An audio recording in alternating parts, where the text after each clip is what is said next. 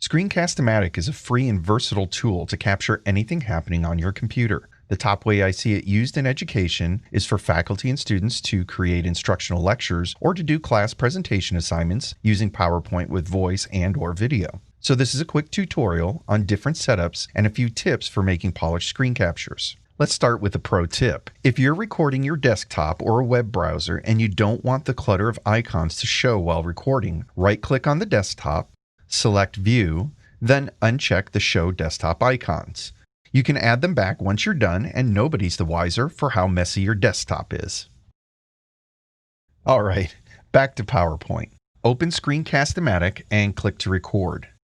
Start by setting the size, and remember, a PowerPoint goes full screen when you start a slideshow, so set Screencast-o-matic to full screen capture.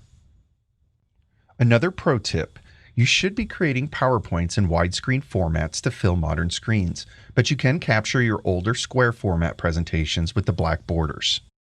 Next, faculty on campus do not have time limits for recording, but for students using the free account, you have up to 15 minutes of record time, which is more than enough. For instructional focus and engagement, most presentations should only be about 5 minutes. I recommend running through your presentation at least once to make sure you can fit it into that time frame.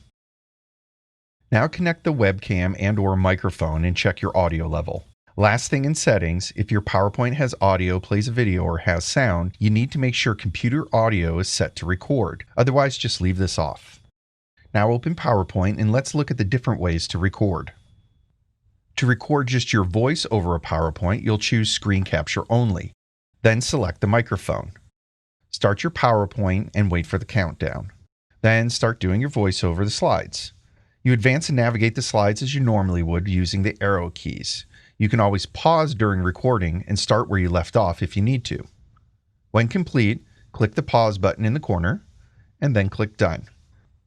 You can easily trim off any pauses at the beginning and at the end by moving the bars, then save as desired. If you want to include the video from a web camera, after the above initial setup, select Both and a small preview window appears. Select the webcam and position the window where you want it to start during the recording. Now don't worry though, you can move this position during the recording to make sure it's out of the way of the slide information. Also, the 3 buttons you see at the bottom control how the webcam is presented during the recording. Let's do a quick sample. I'll start my PowerPoint slideshow and wait for the countdown. By default, the webcam is going to start in the initial position I set, but while I record, I can move it around as needed.